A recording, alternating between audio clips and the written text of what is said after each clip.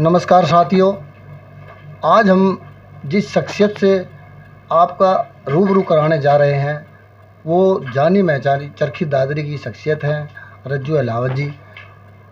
Interview शुरू करने से पहले मैं आपको बता दूं, एक घटना कुछ दिन पहले हुई है चरखी दादरी के अंदर। अशोक स्वामी नामक एक दुकानदार है, उसने दलित समाज के प्रति कुछ अपशब्दों का प्रयोग किया और अपने बेटे का हवाला देते हुए कि मेरे बेटे ने मेरे को ऐसा बताया, अशोभनीय टिप्पणियाँ की। उस बारे में एफआईआर दर्ज हो चुकी है।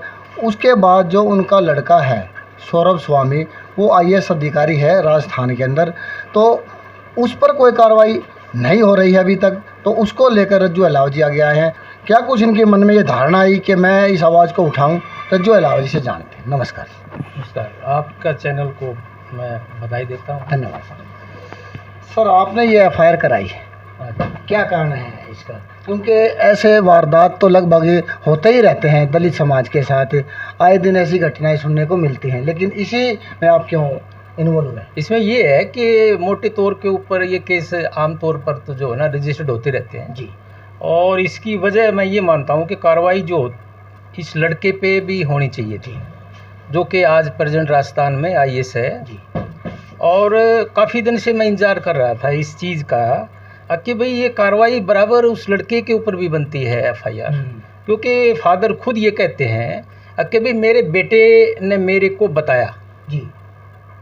तो ये सीधा सीधा है कि भाई उस पर भी ये कानूनी तौर पे जो है ना ये केस बनता है और ये आईएएस अधिकारी होने के नाते इसमें ये डिले हो रहा है, उसके ऊपर कोई कार्रवाई नहीं हो रही है। तो मैं सबसे बड़ी बात एक मानता हूँ कि इन्होंने अब तक समाज से माफ़ी तक नहीं मांगी है। ये कितनी बड़ी घटना है। अगर आप इतने बड़े अधिकारी के ऊपर ऐसा इल्ज़ाम लगाओगे तो मैं ये नहीं मानता कि आम आदमी के लिए न्याय मिलना बड़ा मुश्किल है आज, क्योंकि ये एक डीसी के खिलाफ है। और मैंने ये देखते हुए कि भाई इसमें कार्रवाई नहीं हो रही, तो मैंने इस बात को लेके आगे आना पड़ा। और मैं ये केस नहीं, और मेरी लाइफ में बहुत ऐसे केस आते हैं कि भाई मैं उसकी काफ़ी जो है ना मदद के तौर पे, विचारों के तौर पे, या जैसे भी जितनी मदद होती है हर संभव मैं कोशिश करता हूँ। ये नहीं कि भाई मैं खाली ये किसी केस के लिए मैं आगे आया हूँ। समाज के लिए, जो पीड़ित समाज है, मैं हर टाइम उन लोगों के बीच में रहता हूँ। और मैं ये कहता हूँ कि भाई मैंने जो ये दरख्वास्त दी है ये इसलिए दी है कि उसका बेटा आईएएस है, इसलिए इसके ऊपर कार्रवाई नहीं हो रही।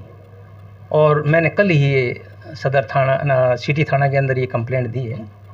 और इसमें मैं ये कहूँगा कि प्रेजेंट जो एसएचओ है उसने भी तुरंत ये कार्रवाई करनी चाहिए, क्योंकि वो प्रेजेंट थे वहाँ और ये क्राइम है, ये कोई साधारण बात नहीं है।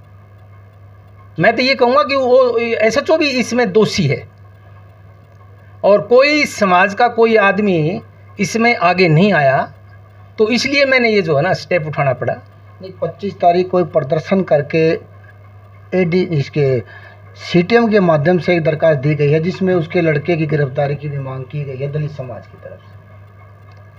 हाँ की होगी, लेकिन लिखित रूप में तो मैं नहीं मानता किसी ने जो है दरखास्त दी है जी। जो मेरे नोटिस में है किसी भी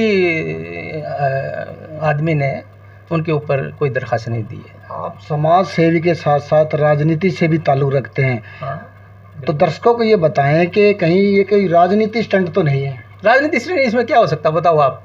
कि भाई समाज, दलित समाज की सहानुभूति लेने के लिए कहीं आप ये कदम मैंने ऐसी राजनीति नहीं की कभी जी। मैं चौधरी चरण सिंह का शिष्य रहा हूँ और जात पात को तो मैं मानता ही नहीं।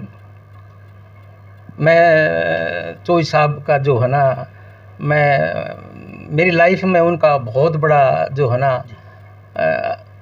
उनको मैंने पढ़ा है, उनसे मैं मिला हूँ, उनके बीच में रह के मैंने बहुत छोटी उम्र में राजनीति की है।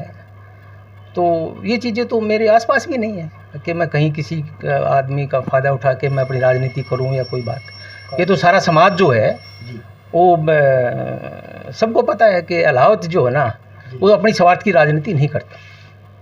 तो आपने एफआईआर दर्ज करा दी है, अब हाँ, आप कितना मानते हैं कि इस पे कार्रवाई हो जाएगी? अगर नहीं होती है तो आपका अगला कदम क्या रहेगा? अगला कदम यही है कि लड़ाई लड़ेंगे, और इसमें अगर प्रशासनिक कोई कार्रवाई नहीं होती है तो मैं कोर्ट में जाऊंगा, और इसको चाहे वो सुप्रीम कोर्ट तक जाए।